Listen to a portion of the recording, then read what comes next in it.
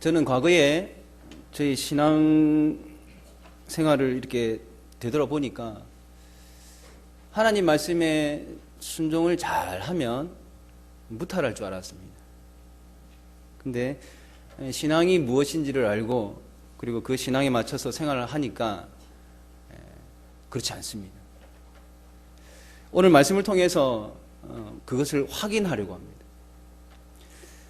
하나님은 이스라엘을 출애굽시키려고 말씀을 하셨고 모세와 아론은 하나님의 그 말씀에 순종했습니다. 그 순종의 결과가 어땠을까? 오늘 본문의 5장 22절 이하의 말씀입니다. 모세가 여호와께 돌아와서 아뢰되 주여 어찌하여 이 백성이 학대를 당하게 하셨나이까? 어찌하여 나를 보내셨나이까? 내가 바로에게 들어가서 주의 이름으로 말할 후부터 그가 이 백성을 더 학대하며 주께서도 주의 백성을 구원하지 아니하시나이다. 하나님 말씀이니까 거짓말이 없겠죠. 모세와 아론은 하나님 말씀에 순종했습니다. 그런데 그 결과는 백성이 학대를 당하고 있습니다. 이것이 순종의 결과입니다. 하나님은 모세에게 또 말씀하셨습니다. 이번에는 이스라엘 자손에게 하나님은 여호와라고 전하라고 하셨습니다. 2절 이하의 말씀이 그 내용입니다. 하나님의 이름이 전능하신 하나님이라는 그 이름과 여호와 하나님이라는 이름에는 차이가 있어요. 2절에 그 전능하신 하나님과 여호와 하나님이 등장하죠. 차이가 있습니다. 아브라함과 이삭과 야곱에게 계시된 전능하신 하나님은 부활신앙을 계시하셨다면 본문에 이스라엘 자손에게 여호와로 나타나신 하나님은 구원에 관하여 이제 앞으로 계시를 하실 겁니다. 2절 말씀을 간략하게 정리를 한번 하고 말씀을 이어나가겠습니다. 전능이라는 단어의 사전적 의미는 모든 일을 다 할 수 있는 능력을 말하는 겁니다.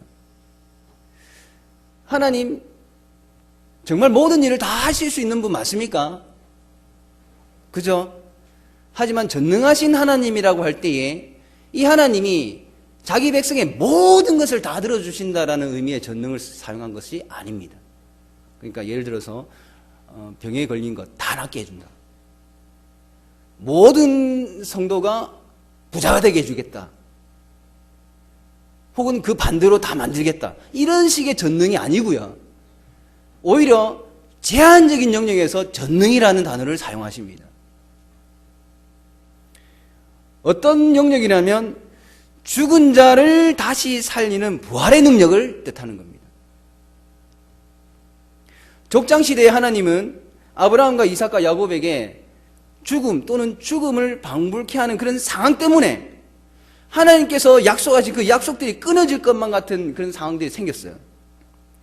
그럼에도 자신의 그 하나님의 약속을 어떻게 하셨냐면 부활이라는 것을 사용하셔서 약속을 이어가십니다.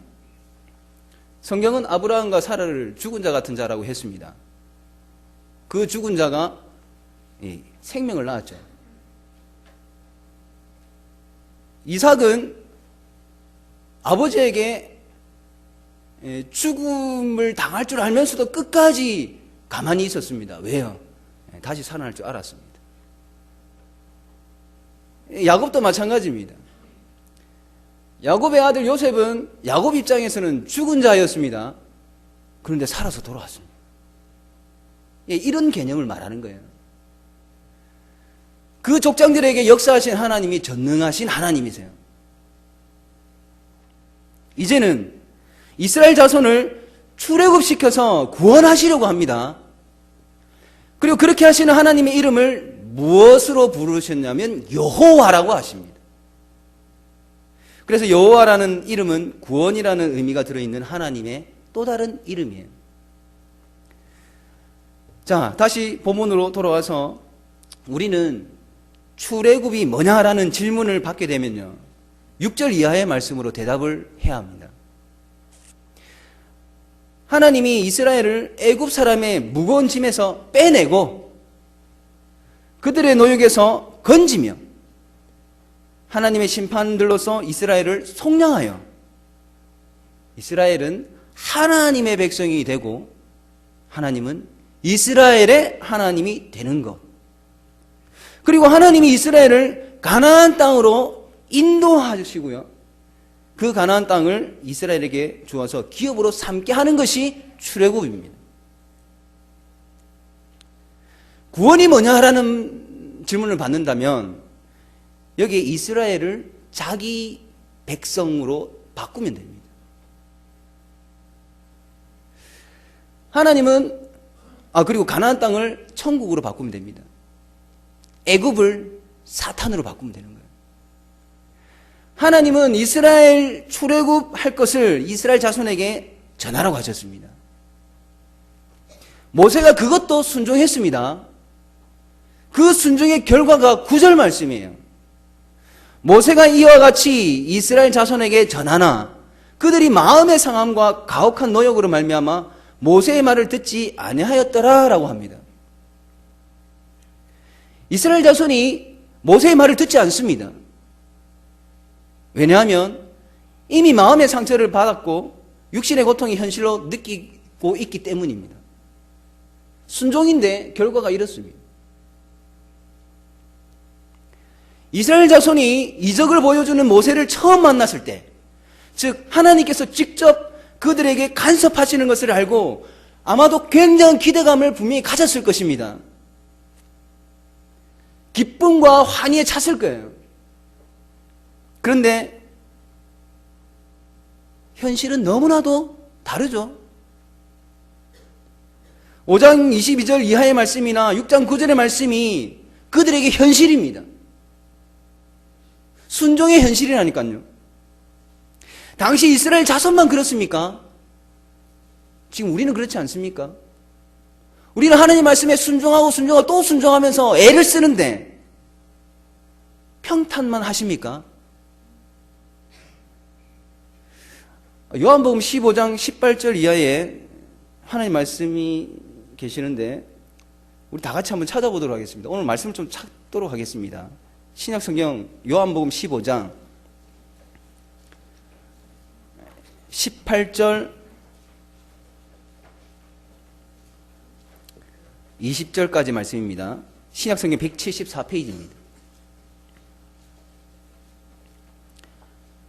신약성경 174페이지에 요한복음 15장 18절에서 20절까지 말씀입니다. 우리 한 목소리로 한번 읽어보실까요? 시작. 세상이 너희를 미워하면 너희보다 먼저 나를 미워한 줄을 알라. 너희가 세상에 속하였으면 세상이 자기의 것을 사랑할 것이나 너희는 세상에 속한 자가 아니요 도리어 내가 너희를 세상에서 택하였기 때문에 세상이 너희를 미워하느니라. 내가 너희에게 종이 주인보다 더 크지 못하다 한 말을 기억하라. 사람들이 나를 박해하였은즉 너희도 박해할 것이요 내 말을 지켰은즉 너희 말도 지킬 것이라. 아멘. 예수님께서 직접 하신 말씀입니다. 그런데 세상이 우리를 미워한다라고 하셨습니다. 박해한다고 하셨습니다. 왜 그렇습니까? 우리는 세상에 속한 자가 아니라 주님께 속한 자이기 때문입니다. 하나님 말씀에 순종했기 때문에 세상이 우리를 미워하고 세상이 우리를 박해합니다. 하나님께서 이스라엘 자손을 약속의 땅으로 출애굽시키시는데, 즉 우리가 하나님의 말씀에 순종하고 뿐만 아니라 하나님께서 간섭하시고 개입하시는데 왜 현실은 기쁨과 환희가 아니라 속상하고 가혹한 육신의 고통이냐라는 거죠. 오해하지 마시기 바랍니다. 혹시 내가 신앙생활을 잘못해서 그렇나라고 제발 오해하지 마시기 바랍니다. 신앙생활을 잘못해서 내가 지금 속상하고 힘든 게 아니라는 거죠.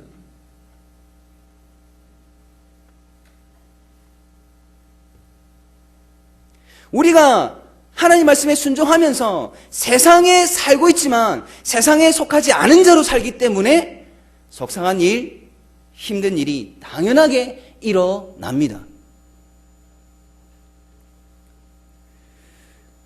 이 사실에 대한 좀 더 구체적인 말씀이 갈라디아서에 있습니다. 우리 갈라디아서 5장 말씀을 찾읍시다. 고린도 후서 뒤에 갈라디아서 5장 16절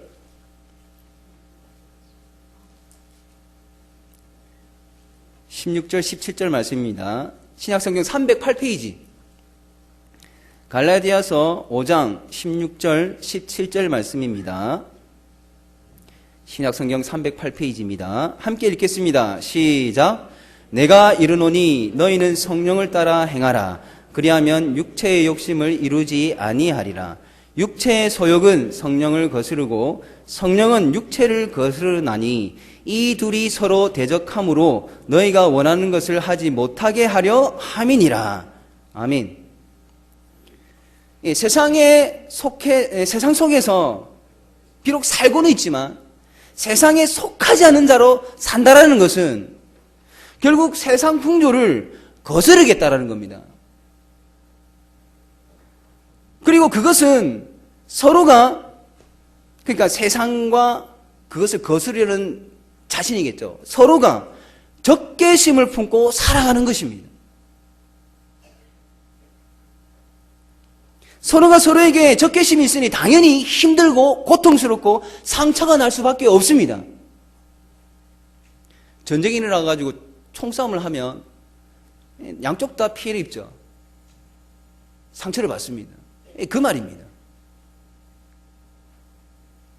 우리가 오해하지 말아야 할 것은 성도라면 누구나 다 알고 있는 신앙의 결실, 그러니까요 구원의 결실이라고도 말씀을 드릴 수 있습니다. 기쁨과 환희, 앞서 말씀드린 기쁨과 환희, 이러한 것들은 그럼 언제 누립니까? 맨날 아프고 맨날 상처받고 이러면은 그럼 기쁨과 환희를 약속해 주셨는데 이건 언제 그럼 누립니까? 예, 분명히 누립니다. 하지만 이거는 시간적인 문제로 해결해야 됩니다. 하나님의 말씀에 순종함으로써 누리는 참된 복, 기쁨과 환희는요 마지막 그날에 누리는 것입니다. 오늘 낮 예배 제목처럼 말입니다. 예수님의 재림 때에 누릴 수 있는 것들이 그것입니다. 그 전까지는 우리가 누리는 복이라는 것이 유한한 것입니다. 잠시 기쁘지만 이내 상처가 되고요. 잠시 환희에 찰 수는 있지만 이내 고통을 겪게 됩니다. 예수님께서 십자가 사건으로 이미 사탄의 머리를 상하게 했습니다. 그러나 아직도 이 세상은요 공중권세 잡은 자들과 악한 영들의 영향을 받는 곳입니다. 언제까지요? 예수님 재림하시는 그날까지. 어둠의 세상 주관자들이 판을 칠 것입니다. 그들이 우리를 미워합니다. 우리를 가만히 두지 않아요. 하나님 말씀에 순종하는 그것을 불순종하게끔 계속 유혹을 한다라는 겁니다. 미워하고 박해합니다. 그래서 성도의 마음이 상하기도 하고 성도가 고통을 겪습니다. 본문으로 돌아와서 이스라엘 자손은 출애굽시키려는 하나님의 간섭이 있자 기쁨과 환희가 아닌 원망이 터져 나오게 되는 현실을 직면합니다. 그런 현실 앞에서 그들은 원망의 시간을 줄이고 출애굽을 통해서 하나님께서 자신들에게 원하시는 것이 진짜 원하시는 것이 무엇일까? 정말 하나님께서 이 출애굽을 통해서 작정하고 계시는 것이 무엇일까라는 그런 고민의 시간을 늘려야 했습니다. 왜 이렇게 아프냐? 왜 이렇게 힘드냐라면서 계속 쓰러져만 있어서는 안 되고요. 그 고민을 했어야 합니다. 우리도 마찬가지입니다. 하나님의 뜻에 순종하기 위해서 애를 쓰고 있음에도 불구하고 힘들고 상처받는 자신의 모습이 발견된다면 고민을 하셔야 됩니다.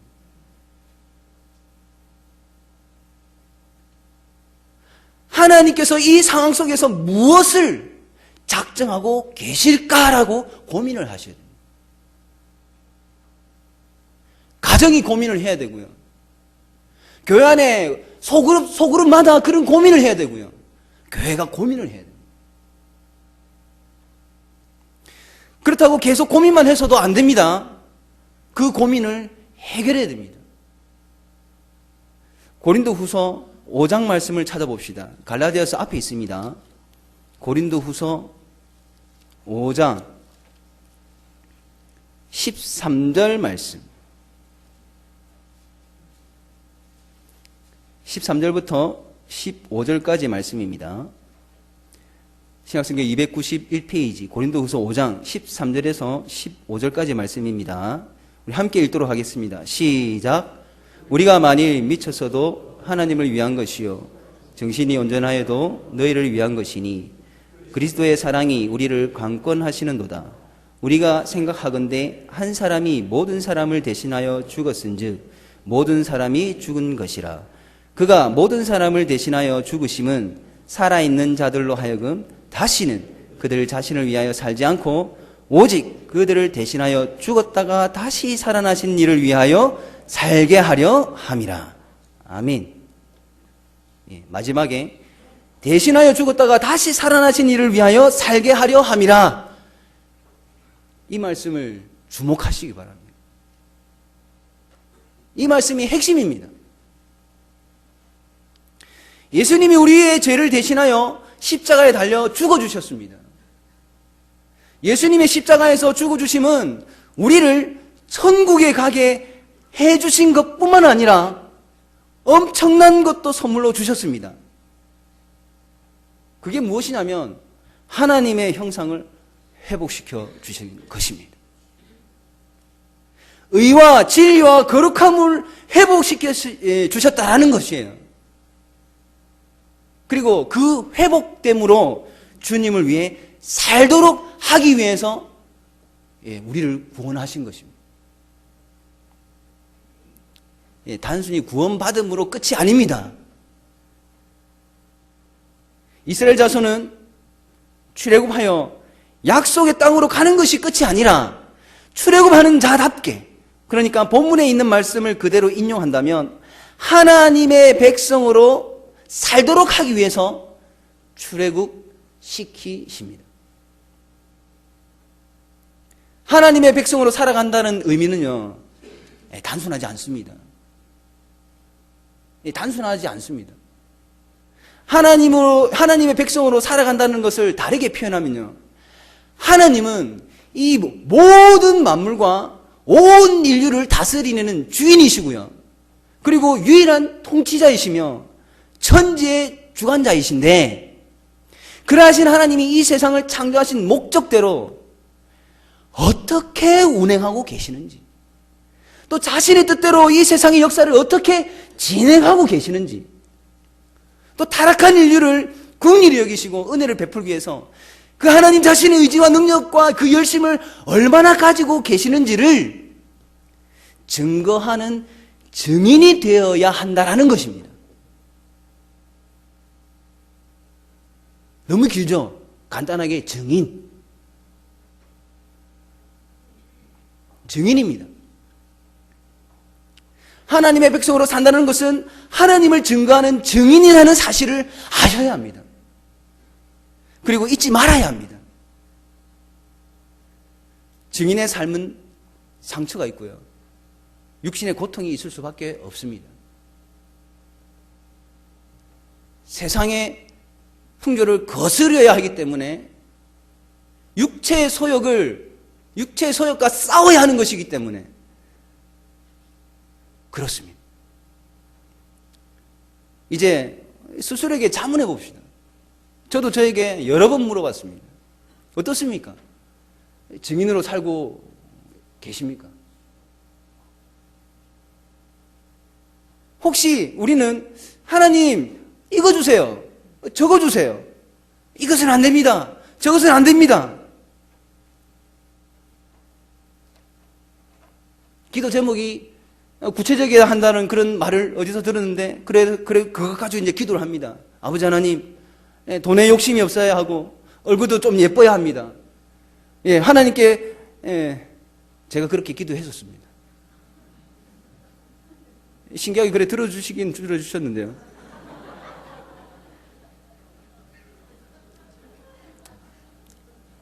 하나님께 그런 요구만 하는 지극히 개인적인 간증만을 위한 삶을 살고 있지는 않는지 자문해 보자라는 겁니다. 그것이 지금 잘못이다라고 제가 말하는 것이 아닙니다.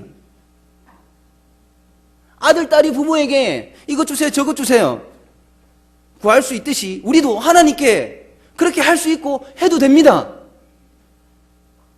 그러나 지극히 개인적인 증인으로만 살지 말자라는 것입니다. 우리는 더 큰 것을 가지고 있고 더 큰 하나님의 비전이 우리 가슴 안에 있다는 거죠. 세상의 풍조를 거슬러서 그 육체의 소욕과 싸워서 나의 그 상처 입음과 나의 고통당함으로 말미암아 온 세상이 그 하나님이 도대체 어떤 분인지를 알 수 있도록 증거하는 증인이 되자라는 것입니다. 우리 가정이, 우리 소그룹이, 우리 교회가 그렇게 되자는 것입니다. 그렇게 되려고 하니까 상처가 있고요. 힘들 수밖에 없는 것입니다.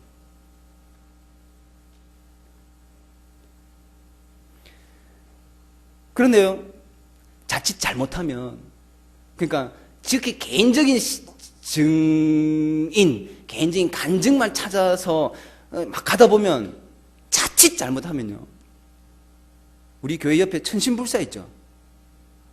그분처럼 우리 하나님을 그냥 복채받고 뭐 이것저것 들어주시는 그런 분으로 대하는 부작용이 생길 수도 있습니다. 하나님, 제가 헌금했잖아요. 저 11조 잘하고 있잖아요. 내가 이렇게까지 하는데 이것밖에 저에게 안 해주십니까? 라고. 그거하고 천신불사하고 뭐가 다를 게 있습니까? 우리 하나님은요, 때로는 드릴 헌금이 없어도요, 들어주시고요, 11조 남들보다 조금 해도요, 다 들어주시는 분이 하나님이십니다. 그러니 그러한 개인적인 증인을 넘어서서 이 점포지역 모두에게 좀 증인으로서 살자라는 겁니다. 고린도후서 2장 14절에 우리 한번 찾아볼까요? 조금 앞에 있죠. 고린도후서 앞에, 고린도후서 5장 앞에 2장 14절 말씀.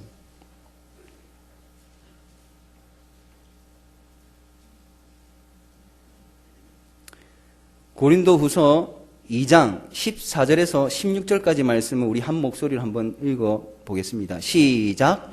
항상 우리를 그리스도 안에서 이기게 하시고 우리로 말미암아 각처에서 그리스도를 아는 냄새를 나타내시는 하나님께 감사하노라. 우리는 구원받는 자들에게나 망하는 자들에게나 하나님 앞에서 그리스도의 향기니 이 사람에게는 사망으로부터 사망에 이르는 냄새요, 저 사람에게는 생명으로부터 생명에 이르는 냄새라. 누가 이 일을 감당하리요? 아멘. 우리입니다. 우리가 이 일을 감당하는 거죠. 하나님이 이것을 목적으로 우리를 구원하셨고 지금 출애굽시키려는 목적이 이것 때문입니다. 증인의 삶은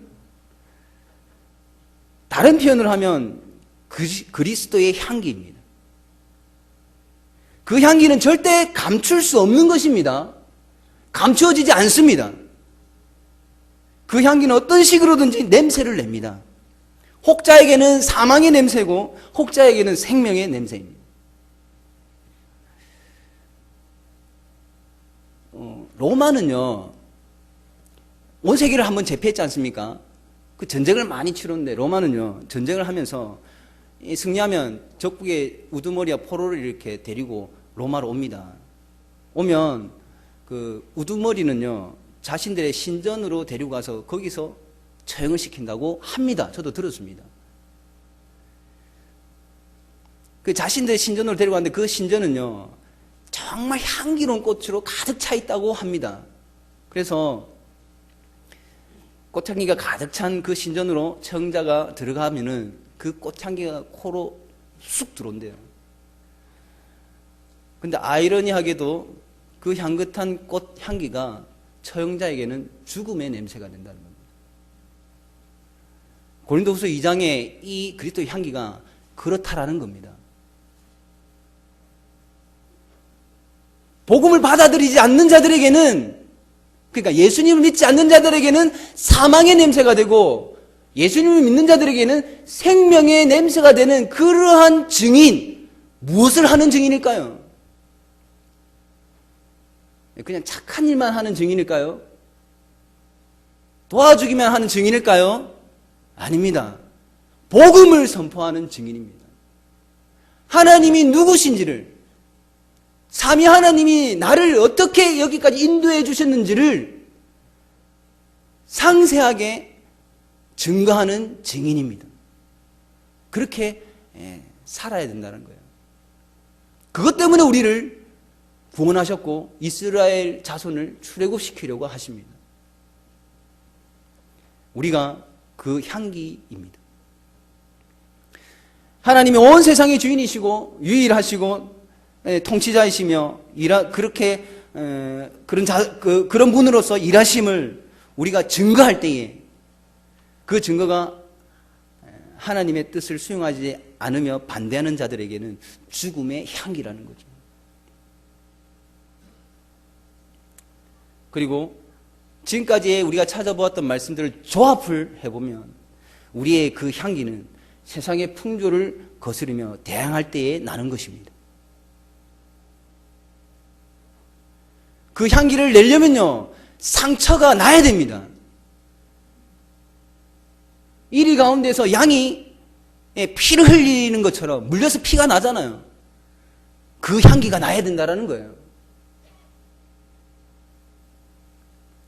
압박이 있고요, 상처가 있고 육체의 고통을 당합니다. 그러나 그것을 감내할 때에 향기 나는 증인이 되는 것입니다. 사랑하는 성도 여러분, 이제 말씀을 마무리하려고 합니다. 아직도 하나님의 말씀에 정말 순종하려고 애를 쓰는데 아프기만 하고 상처만 있고 기운만 빠지십니까? 상황이 스스로를 그렇게 만들고 있습니까? 아마 하나님 말씀에 제대로 순종하는데도 그렇다면 그것은 신앙생활을 잘못하고 계신 게 아니라 바르게 하고 계시는 것입니다. 출애굽의 진정한 목적은 온 세상으로 하여금 그러니까 지금 말씀하고 계시는 그 하나님이 하나님인 줄 알게 하려 함에 있습니다. 단어를 조금 바꾸십시오. 우리가 구원받은 진정한 목적은요, 이 전포지역의 모든 사람들이 하나님의 의로우심과 자비하심과 은혜를 끼치는 분이 저 부산 북교회가 예배하는 하나님이시구나라는 것을 알게 하기 위해서입니다. 그리고 그 일을 위해서 우리는 세상의 풍조를 거스려야 하고 육체의 소욕과 싸워야 합니다. 상처가 나겠죠. 아프겠죠. 힘들겠죠. 그러나 우리에게 능력 주시는 자 안에서 그 일을 믿음으로 감내할 수 있는 저와 여러분이 되기를 간절히 바랍니다.